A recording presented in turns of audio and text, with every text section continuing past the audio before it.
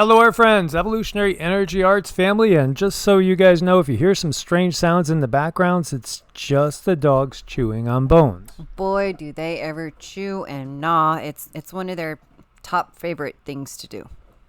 Absolutely. And by the way, it's not the tax man.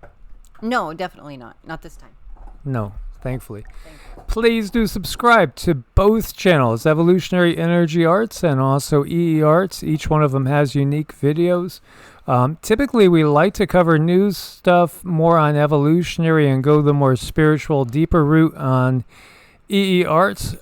But honestly, there's things that are popping up all the time that we want to keep up with. So we are going to be putting some earth changes and things along those lines up on EEARTS as well.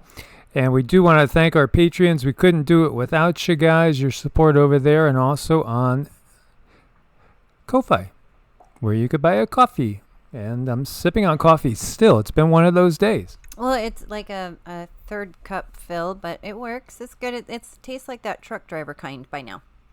Absolutely. And so, just to be a little bit off the record and honest with you guys, the reason why I bring up the tax man is because when you file as a business and you're not having your taxes taken out, you're supposed to file quarterly and estimate it. Otherwise, they'll hit you with penalties and all. And so, we just wrote a check to the IRS, and it kills me to know what the money's being used for and how it's going in all sorts of different directions. It's just, I keep thinking, there won't be too many more of these. There won't be too many more of these. Because, everything is changing. It is, and it is quite disturbing that we know where the money is going. We're against the system. So it's like really rubbing against the grain on your own body, but you have to find peace with it somewhere, because we too have to deal with the system that we're in. Well, it truly feels like you're dealing with like a mafia, a cartel of sorts. And there's a lot more reality to that than meets the eye, and it takes a little going deep in certain areas. But then you realize you are dealing with a cartel, a mafia, so to speak. Well, they basically just sort of changed forms and changed their label, rebranded themselves as the IRS. Yeah. It's all right there in front of our faces. USA Inc. Inc. World War II era has... a World War II era ship, I should say, has emerged from Lake Mead, as we see Lake Mead drying up, and there is a sunken World War II era Higgins landing craft. It was at one point in time about 200 feet underwater. Well, that's how much water has gone now. The lake is roughly at 30% capacity and dropping very, very fast. It is. So got to keep an eye on this. And, you guys put the energy out there that all these folks are going to be okay, because that's got to be nerve-wracking if you're out there. Absolutely. Phoenix is the fifth largest city in the country. I believe Houston's 4, Chicago 3, New York 2, and LA 1. And when you think about it, there's no way in the world that you can make it in that desert without everything that we have in this modern world. There's no way life would be able to make it out there with, millions of people. Mm-hmm. And what if the water, again, is something that is gone? Well, and as far as this channel being spiritual, I guess it is okay if we come on here and ask people, send a bubble of protection over this area, that it's filled and that these folks are all going to be okay and pets are going to be okay and there's no disastrous anything that comes. It's definitely showing a lot of things that have been buried deep underwater for a long time, and even bodies that were speaking of the mob and mafia and cartels, bodies that were put there by those people. Oopsie. Yes, and no, it not particularly by the IRS, man. Although you got to question, why does the IRS have so many hundreds of thousands of rounds allocated to them? Is it going to get that tough to collect? Right. Seriously now, as we see that boat sticking on up there, you could see the Lake Mead waterline just 20 years ago. Far cry from that, as more and more boats are just sitting on dry land. Cindy and I have crossed that. Look at the fish stuck there. Oh, poor baby. It's so sad. Dead fish arranged in a circle. We've driven over this so many times. Know it very, very well. And it is actually a gorgeous view to go over, that bridge and look down in there. But it's not just this particular area. Much of the Southwest is turning into a death valley of sorts as the Dust Bowl conditions return. Water resources are drying up. The endless drought in the Southwest has become a full-blown national emergency. If Lake Powell, Lake Mead, and the Colorado River keep drying up at the rate they have been, millions of Americans can soon be without water and electricity, and you just can't survive out there without those two things. This is going to be like a migration of unimaginable proportions if this continues on, and there's no sign of let up. No, and it's already really populated over here on the other side. And if we put more people there, I just don't know what it's going to look like. But I wouldn't want to be where there's no water. Utah has been dealing with extremely unusual heat in recent weeks. And at this point, the entire state is basically suffering from extreme drought or exceptional drought. And Rom's really upset. Sorry about that, guys. His ears could be very, very piercing. Or his bark is to the ears. And so the Great Salt Lake has been shrinking. Water level plunged to the lowest level ever recorded.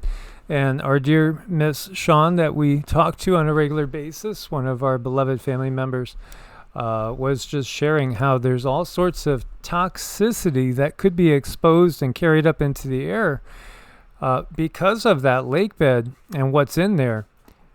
And that could end up meaning, again, people are going to have to get out of the area. They are, and we're going to have to watch that. And again, send more of our energy over there and protective force to help people over there in these areas and then others that might be affected later on. Yeah, when you want to bring up like a certain area and you look at it, and right here you could see this is Utah. D3 is extreme, D4 is exceptional. The vast majority of Utah is under either extreme or exceptional drought. You have basically probably about 60% of New Mexico the same, and the rest of it's mostly under severe drought. We look over into Nevada, and in Nevada, the population is either in Reno, Tahoe, or Vegas. There's not like a lot of other population out there, as we well know from venturing through the state. So where the people are, it's extreme and exceptional, and most of the people down in Vegas, that's exceptional drought. And then look at Southern California as well, and Arizona, lots of severe drought conditions as well. It does go up even into Montana and Oregon as well, and the southern part of Idaho is looking pretty rough. When we look at Texas, it's a mess too. And it's been hot. It's been very, very hot, with days actually over 100 degrees in the Dallas area. So as we can see, this is really severe conditions that's not slowing down, and it's spreading. You could look over, we see Colorado is thankfully not exceptional or extreme, but you still have quite a bit that is dry. And then the western half of Kansas is very dry. Nebraska is very, very dry. That's spreading into South Dakota as well. Look over into the center, and we see more and more drought popping up in the Carolinas, Georgia as well. And even up in Maine through Massachusetts and eastern Connecticut. So, this has no signs of lightening up at all. And it makes me think about rainwater harvesting systems. People have to have backups. You got to have backups. In some parts of the country, you don't got to go down deep where we are, maybe 20 feet, 50 feet. You got yourself a well. Hey, that's nice. That's nice. We know when we were in Nevada, you're talking hundreds of feet. When we were in New Mexico, hundreds of feet with no guarantees. Right.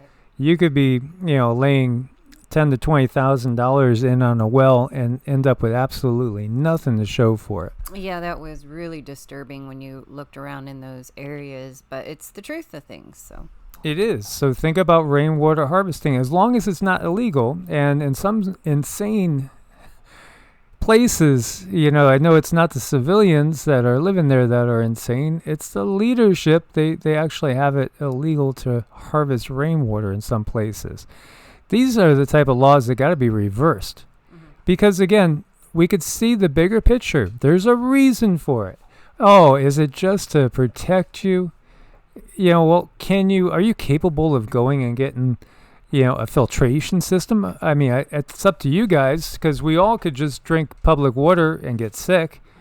You look to Flint, Michigan, and just look, like when we came here, I checked the water issues and found that you don't want to drink the tap water here. You most definitely don't want to drink the tap water. So obviously people need to filter their water. And of course, rainwater harvesting, same thing. Would you go lick your roof? No, you wouldn't lick your roof. Plus, we don't even know what's in those clouds that are being sprayed up there every single day. So, we really don't know what's in the water right offhand. So, of course, you got to run it through some sort of filtration, a distiller, reverse osmosis. Mm-hmm. Right. And, even in Nevada, to do any kind of rain catching anything, I think it's definitely less than, 10 inches a year. So it's just not even worth it. And if you do get a little bit, then that water is going to dry up into the atmosphere really, really quickly. So we need to put some thought into how we make our plans, and that's why in the desert it's probably better to do a well, whereas out in a different area toward the middle you can get away with rain catchment. Yeah, absolutely. And honestly, it wasn't one of the big things on my agenda, but now that I've been here a year and seen it getting drier and drier, it's becoming more and more of an issue that we're going to delve into. So we do have some rainwater barrels that we've ordered and waiting for them to come in. Hopefully there's not an issue with it. Mm-hmm. There's all sorts of ways you can do this. Obviously, gutters and the roof are your number one way of doing it. But, it all depends on what resources you have to put in it. But even if you don't have a lot of resources, you can still most definitely set up something. Even a pool could be a backup water supply. Mm-hmm. Absolutely. If you guys got a pool, then, hey, that's a big, big blessing. And of course, you want to, it's only obvious, you want to go ahead and use a filter of sorts. But I would take advantage of it because it looks like so much of the country is drying up. Mm-hmm. It does. So, we're going to have to start thinking outside the box. And, that's not a bad thing to get into. And we have a supervolcano in New Zealand rumbling as well. That's pretty damn ominous to just read that, honestly. This is an interesting one, too, because it's had some activity. The last time it had a large eruption that caused a cauldron, interestingly enough, was 25,400 years ago. And so that's very close to, the full precession of the equinox time period. So that really is something that made me go, that's interesting. But there has been activity in other years as well. Last 12,000 years, the Taupo volcano has been active 25 times. Most recent eruption in 232 AD. And that was described as one of the Earth's most explosive eruptions in historic times. Since then, the volcano has had at least 4 documented episodes of unrest, causing destructive earthquakes, and in 1922, a massive ground subsidence. It's the supervolcano's more modern periods of unrest that the researchers have studied, analyzing up to 42 years of data collected at 22 sites dotted around and across the lake. Evidence that the supervolcano is still rumbling. So, almost a full precession of the equinox that really hits me as one to be aware of. It's definitely something interesting. Argentina's coldest June in 20 years. Antarctica plunged below 112 negative Fahrenheit. And we have winter damage stripping Niagara's vineyards. And so it just ongoing as far as the extremes, both ways. And we see the KP index did go back up to 5, which is a minor geomagnetic storm.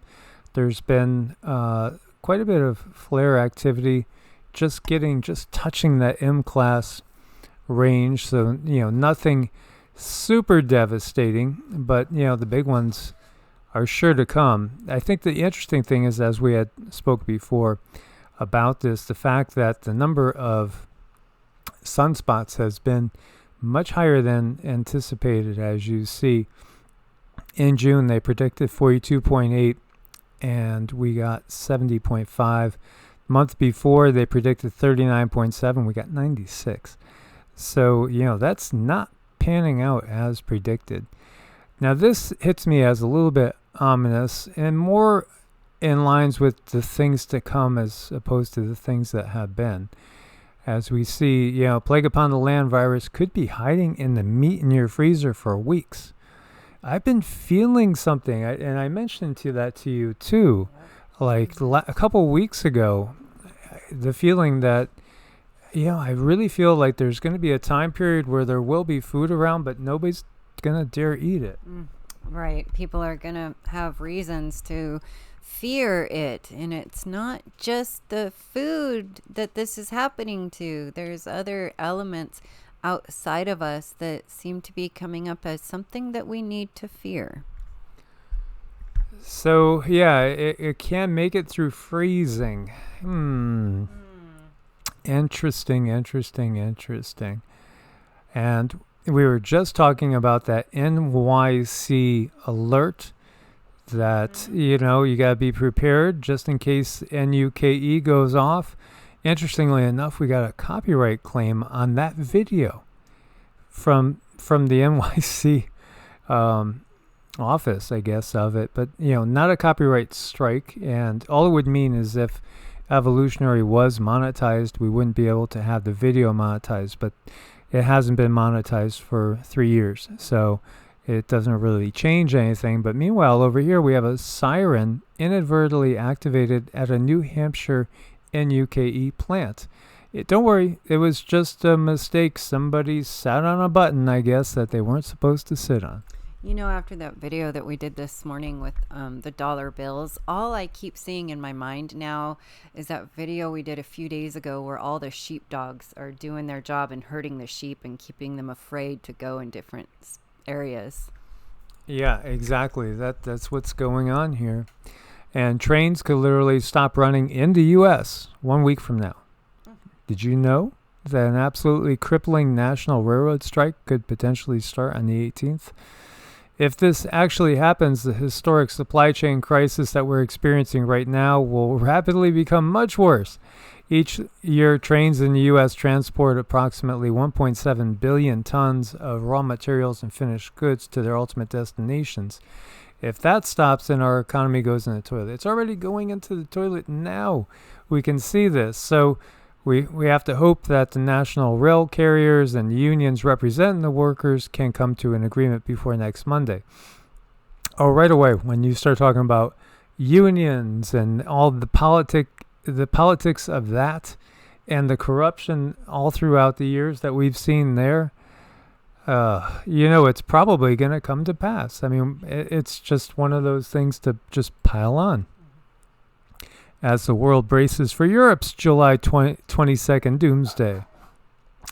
2 weeks ago, when previewing the scheduled 10-day shutdown of Nord Stream 1 pipeline, which supplies the bulk of European natural gas usage, courtesy of Russia, for maintenance, we quoted from DB strategist George Saravelos that if the gas shutoff is not resolved in the coming weeks, it will lead to a broadening out of energy disruption with material upfront effects on economic growth and, of course, much higher inflation, or as he puts it, beyond the market's worries about slower global growth in recent months. What's unfolding in Europe in recent days is a fresh, big, negative supply shock.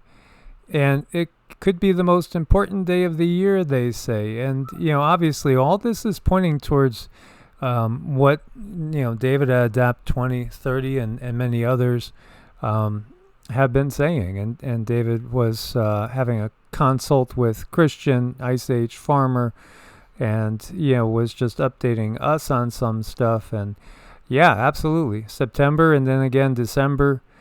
It's just, the writing's on the wall for what's coming, and people can see it. But then there's these questions. So we see 46 go into Saudi Arabia, ask for more oil to be produced by the Saudis. And this quote is that we already have more energy and better energy here in the U.S., but he won't let us get us out of the ground. Not only that, but he's sending it to the CCP. Hello, he's sending our strategic oil reserves to the potential enemy. It doesn't make any sense unless you're part of a certain agenda. Again, think the Great Trojan War. Mm-hmm. And all those folks who are kind of still asleep to the whole thing are just sitting back wondering, how could this be happening? Are they really that stupid? But once you wake up to it and you know the true agenda, it's you just know it. So, we've witnessed such an extraordinary major energy crisis, but the experts are telling us we haven't seen anything yet, though. The worst is still ahead. And, meanwhile, we have the looming specter of WW#3 as well. And when you look at the economic data, we were talking about housing agreements falling through at a record pace because people are backing out, realizing now that things are pretty shaky. Well, now we see repossessions from auto loans that originated in 2020 and 2021 are skyrocketing.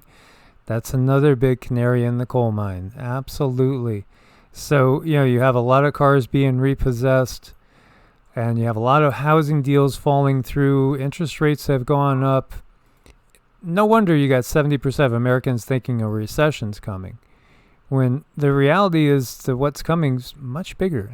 Again, this is that great reset that has been foretold for a very, very long time. It sure has.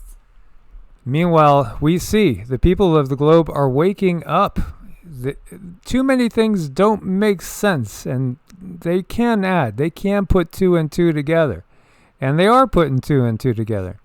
We need to keep sharing everything that we know with each other and with others that are still sleepwalking, that are being herded like those dogs were herding those sheep. Yes. Lone Star State does it alone. Border agents arrest nearly 26,000 migrants at 5 Texas sectors in less than a week, as Governor Abbott defies Biden and puts them on buses back to the border. Yep. And so here we have states just ignoring the federal government. That's the beginning, again, of the end of the government. When you see this, when states got to go it alone, and there's nothing wrong with that. That's more in line with what was originally intended for the country. The greater amount of the power was supposed to be in the hands of the states. And again, the more you centralize power, the more likely it is that you're going to end up with a dictatorship. Mm-hmm. And what I look at here is I see the human aspect of things, and these are real people with real problems, with real feelings, and because of the system, they're being shuffled around unnecessarily, where we have enough of an abundance to create a home and plenty to eat for everyone everywhere. But for this agenda, they're just used like that, and it just breaks my heart. As we have over 400 people crossing the channel in a day. So, it's a global situation, and we know, many from Syria, for instance, flowed on into Turkey, then made their way into Greece, and that causes a lot of friction between Greece and Turkey. And again, what's happening? Why do these people have to leave their home territory? It's because of another one of those endless wars. And, again, in some ways, that war, just like the others, they're caused by these politicians, and people ought to really wake up to the power of these lobbies, the military-industrial complex, big FARMA. These things are so powerful, and they self-perpetuate. These problems create endless profits, endless opportunities for profits at the suffering of the masses. And again, that divide and conquer, it goes back to the Tower of Babel, as we've said so many times in the past. U.S. is paying $1.7 billion to healthcare workers in Ukraine. Yeah, the amount of money that's been shipped to Ukraine is staggering. And, again, it just brings to mind how I don't approve of how the government uses our tax dollars at all. Not at all. I think, do they do a bad job? I mean, where would I give them? A through F. Is there a G? Is there a Z? I mean, it's horrible. It's pathetic. And again, you can't be that bad at something. And yet, 7% approval for Congress, every single one should be voted out.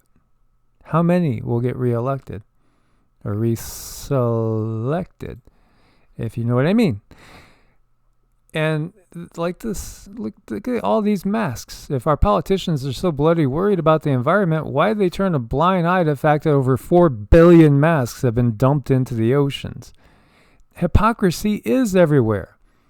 Whatever suits the agenda, not really the agenda itself. The agenda to clean up the planet is a wonderful thing, but it's not really the intent. And, here is a comedian who does a lot of videos that make a lot of sense, honestly.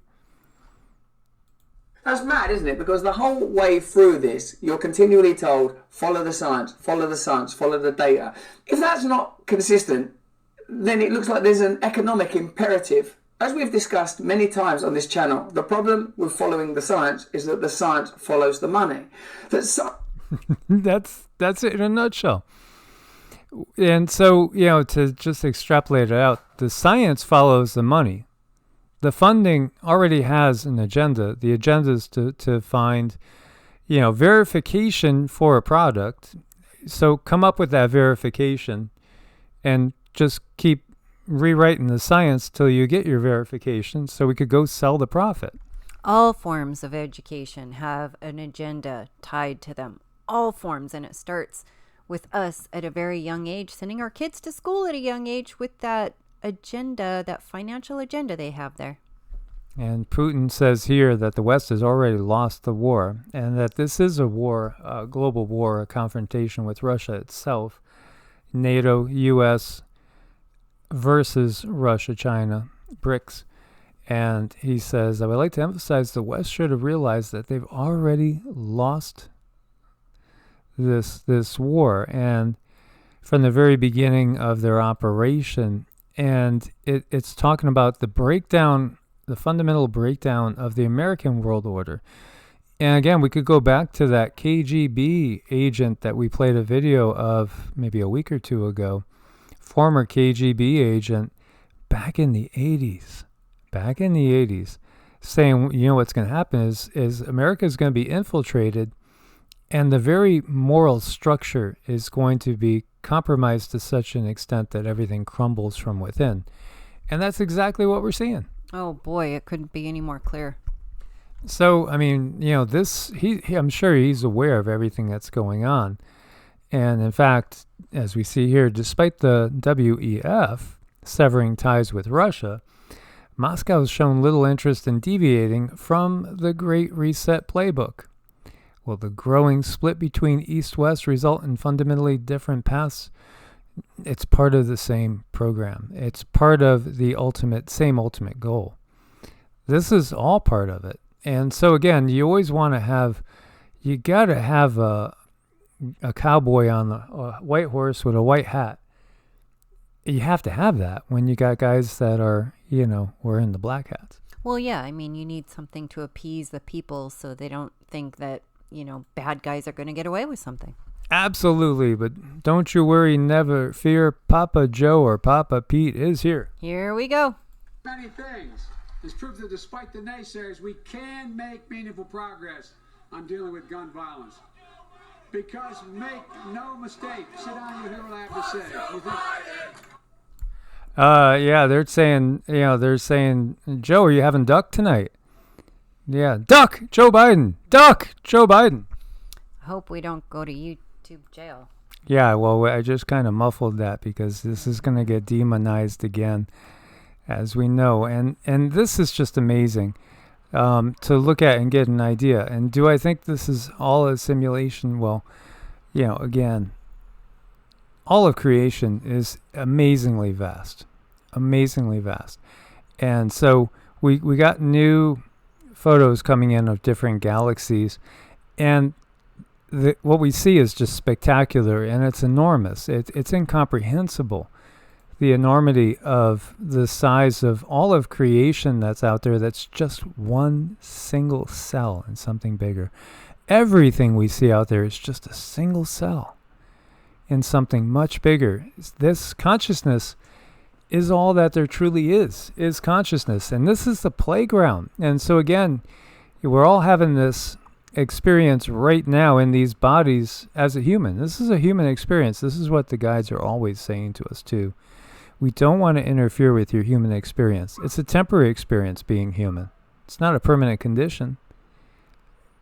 Maybe I should say that again. Being human is a temporary adventure. It's not permanent. Right. And so when you watch and you see as they go out this little section that we're looking at that looks so expansive, that contains perhaps it's just an amazing number of different life forms of all different sorts. And we see just how big it all really, really is. And this is just one particular density that we're looking at. One density in one tiny little cell. Life abounds. Life abounds everywhere. And to think we all have a free pass to go everywhere. All of that to explore. Yeah, and it makes me think of the ending scene in, I think it was 2010, right? 2010, the follow-up to 2001 Space Odyssey, where I believe it was Jupiter exploded and became a new sun, and all the moons of Jupiter became new planets, and it just says all these are worlds for you to explore. This Earth is not the only world for us to explore, and many of us have been to many other places before coming here and incarnating here as humans. And many of you are going to incarnate in a whole bunch of different places in the future. This is just one ride. This is one ride at one small little amusement park in the bigger scheme of things. But it's a lot of fun. It is supposed to be fun. And we're going to make it fun again. We're going to take our freedom back. We're going to get rid of the dark matrix. We are just about done with these guys and gals over there. And we're ready to turn that corner and go explore. Indeed. As always, guys, source bless. Namaste. Namaste.